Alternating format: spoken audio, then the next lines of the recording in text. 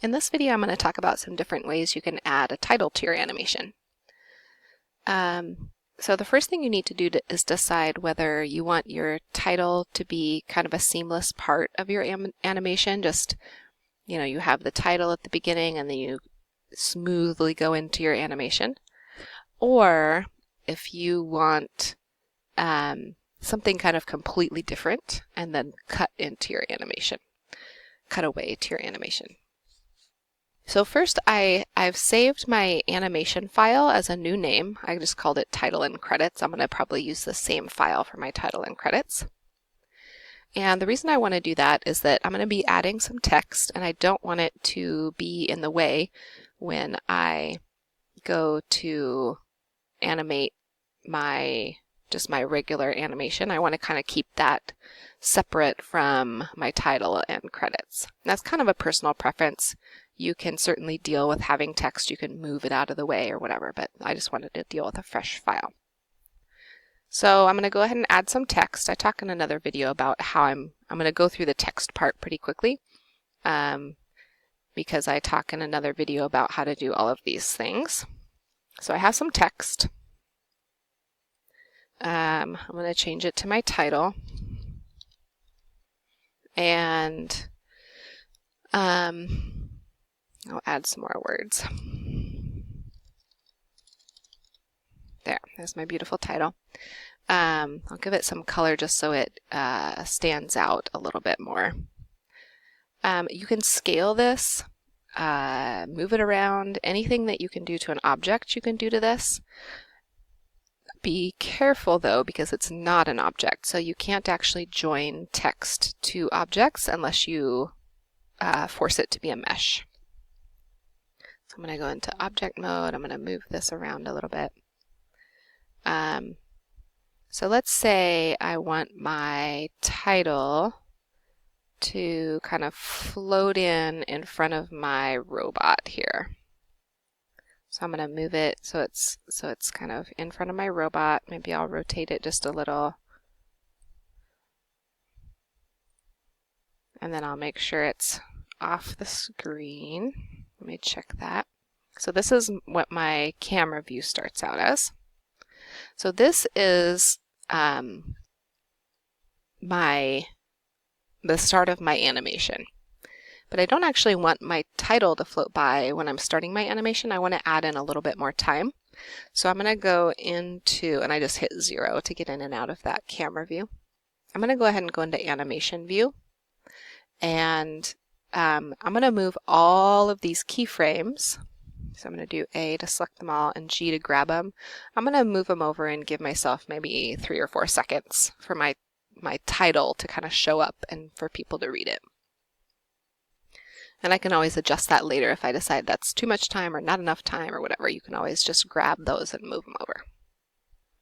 So now I want to actually keyframe my text. So I've moved it, I have keyframing on, and I moved my text, so it already created one keyframe for my text. So I want it to start over here. And I think I want the camera to kind of start over here too. And maybe it should look at the hills or something just to have something interesting to look at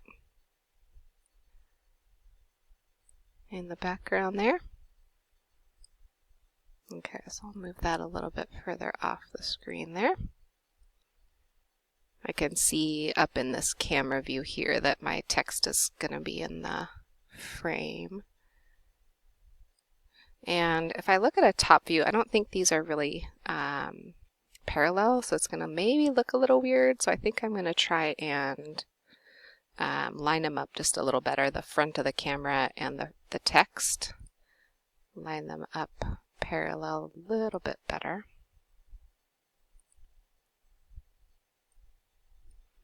And then maybe bring this closer, because when I fly this in, I want to make sure that I can still actually see it. It's kind of cool. It's at an angle. Okay, so I'm going to maybe bring it down a little. Okay, so off the screen. So my first keyframe, I'm still at 0, so all that moving didn't actually matter. I'm just kind of playing around with where things are going to line up.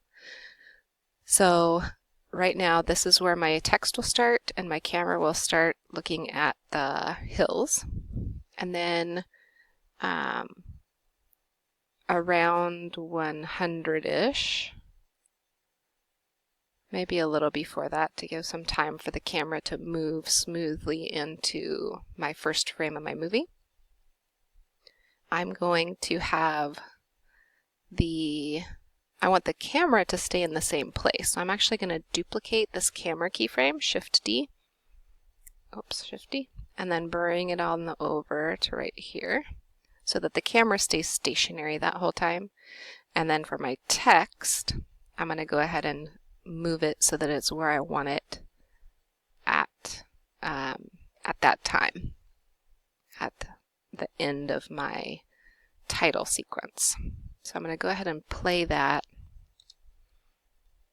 Let's see how that looks. I may need to play around with some more keyframes as it goes into the actual animation to make it look a little smoother, but we'll see. Okay, so that was a little too quick. So I'm going to play around with adjusting this. I can, let me give myself a little more room here. I'm going to go ahead and box select all of this and grab it and move it over so that, actually I probably should have selected that also. Move that over a little. Okay, let's see how that looks. So that's going to give me a little more time with the transition to the robot. I also noticed that the time where the text is not moving is maybe a little too slow, a little too fast. So I actually want to pause my text also. So I'm going to duplicate that.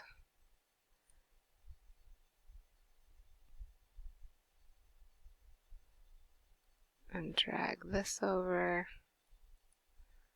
And then I'll move all of this over again. All right, let's see how that looks.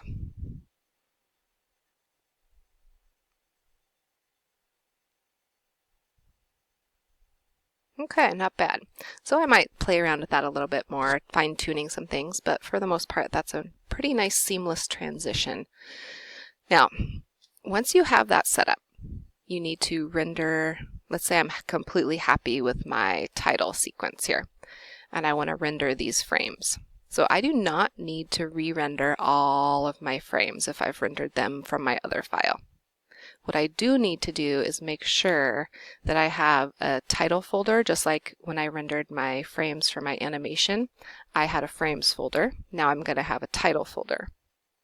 The reason for that is when I start my animation, I don't want, when I did my animation originally, all of this frame was frame 1, and then it went on from there. Well, now this frame is frame 1, and it goes on from there. And what I don't want to happen is for my title frames to save over on the top of my animation frames. So that's why I'm using 2 folders.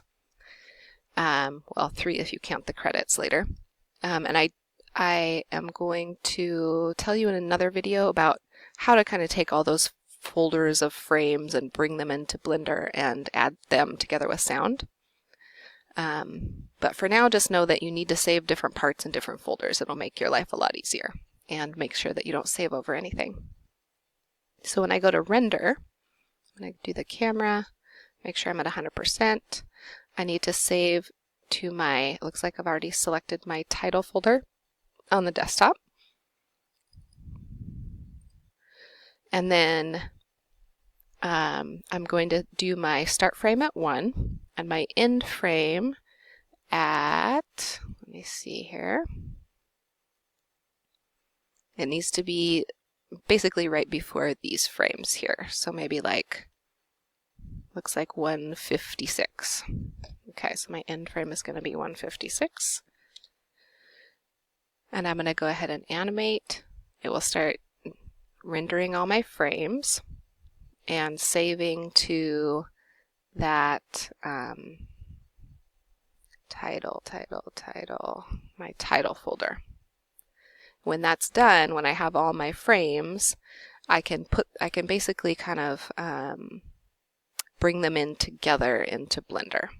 So you notice that this is called 001, and then if I go to my frames folder, I also have another 001, and that was what I was saying, you don't want to save over on the top of those.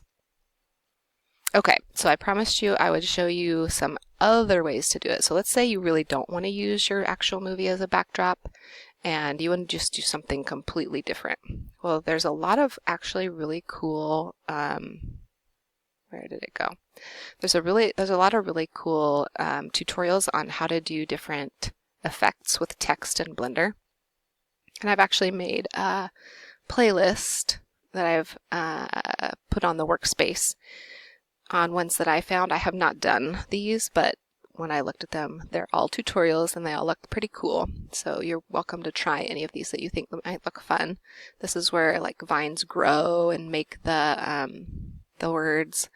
I think this one they shatter. This one you have a block of wood and it kind of chips out the wood to make your word. This one's liquid. This one dissolves. This one looks like metal, kind of like cracked metal, like super shiny metal. This one, you use a path to actually draw words. It's kind of cool.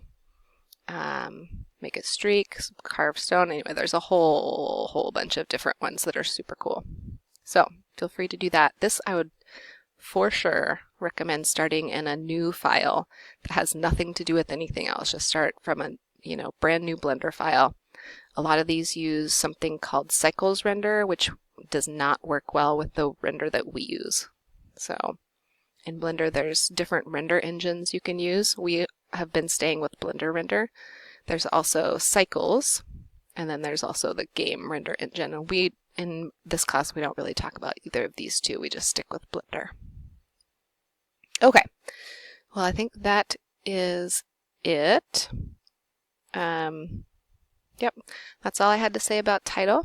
Make sure the title matches your movie, and include all the information about who made the movie and all that kind of stuff in the credits, not in the title.